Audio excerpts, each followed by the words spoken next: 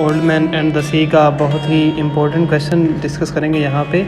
Right a note on the Santiago faith in religious. Santiago का मज़हब के ऊपर जो यकीन है वो कैसा है उसके बारे में हम यहाँ पे क्वेश्चन डिस्कस करेंगे। तो सबसे पहला पैराग्राफ है, religious is a identity for every man. मज़हब जो है वो हर आदमी के लिए एक शनाख्त होता है। देर आर मैनी कन्विक्शन, यहाँ पे बहुत सारी राय हैं ऑफ रिलीजियस मज़हब की। एंड मैन प्रोक्योर, और बंदा हासिल करता है मोर वैल्यूज़, हिम्मत, spiritual and peace, happiness in the war and peace. बंदा जो है वह जंग के दिनों में और अमन के दिनों में इससे हिम्मत हासिल करता है। इन दिस नावल, इस नावल के अंदर हेमिंगवे आल्सो इंडिकेट, इशारा करता है that old man is a religious man.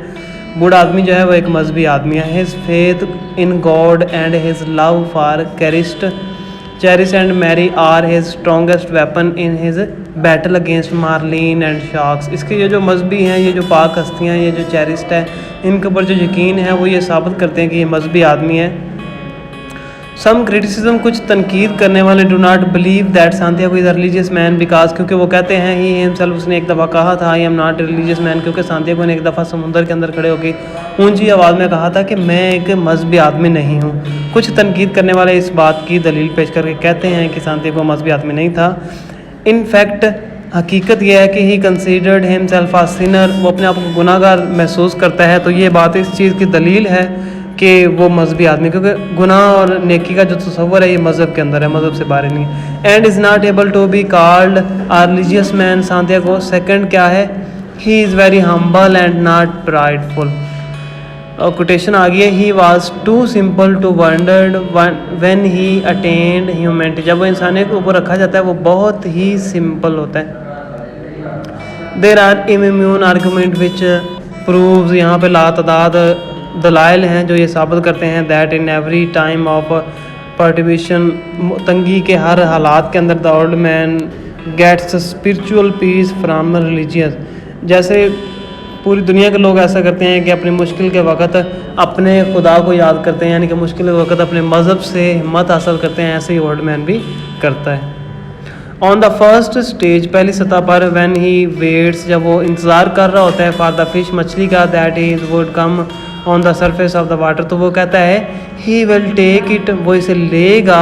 The old man said aloud, ऊंची आवाज़ में कहता है अल्लाह मेरी मदद करेगा। God help me to take it, अल्लाह इसको लेने में मेरी मदद करेगा। तो ये चीज़ ये साबित करती है कि वो एक मजहबी आदमी है। He also call to hail Mary and Christ that are very strong solid proof that he is religious man. I will say 10 our father, ये कोटेशन आ गई, वो मन्नत मांगने के लिए कहता है कि आई will say 10 our fathers and 10 hail Marys that I should catch this fish. वो कहता है कि अगर मैं ये मछली पकड़ लूँगा तो मैं ये वाले जो हैं वो नजराने पेश करूँगा।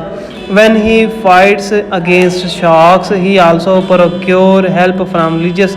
जब वो मछली के साथ लड़ाई कर रहा होता है तो वो उस वक्त भी मदद हासिल करता है और कहता है कि अनलेस शार्क्स कम, वो कहता है कि शार्क्स आएंगी नहीं, अगर शार्क आएँ तो अल्लाह उन पर और मेरे ऊपर रहम करेगा। तो ये चीज़ भी ये शो करती है कि वो एक मजहबी आदमी था। इस क्वेश्चन का एंडिंग पैराग्राफ ये है कि ही आल्सो प्रॉमिस, वो वादा करता है, टू परफॉर्म पिलोग्राम, यानी कि वो मन्नत मांग रहा है कि वो pilgrimage to shrine and virgin of Cobre at catching fish वगैरह, जब ये मछली पकड़ लेगा तो ये ज़ियारतें करेगा। So this attitude of Santiago shows as faith and love for religious. This discuss proves, ये जो डिस्कशन हमने की है ये साबित करती है that he is religious man.